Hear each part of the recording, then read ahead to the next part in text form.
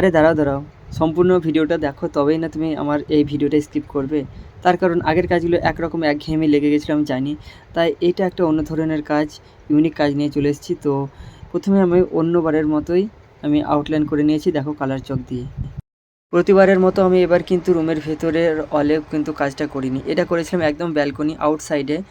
এখানে জলেরও ছিটা পড়তে পারে, সেই জন্য আমি এখানে অ্যাক্রিলিক কালার ইউজ করিনি, তাই এখানে আমি ওয়েদার কোডগুলো ইউজ করেছি এশিয়ান পেন্টের। তো দেখতেই পাচ্ছ আমি কালারগুলো ফিল আপ করে নিচ্ছি ফার্স্ট টাইম।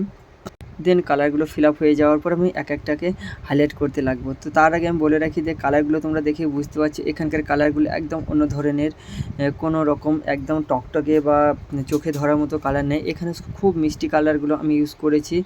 হয়তো অনেকেই কোশ্চেন করবে এটা যে দাদা তুমি তো অ্যাক্রিলিক কালার দিয়ে কাজ করো, তো এটা কেন ওয়েদার দিয়ে করছো? তাই আমি বলি যে এটা হচ্ছে একটা আউটসাইডের কাজ, যেখানে জল এবং রৌদ্র পাবে, তো সেখানে এই কালারটা অনেকটা ফেড হয়ে যায় অ্যাক্রিলিক কালারটা, আর তাই আমি এখানে ওয়েদার কোড ইউজ করছি।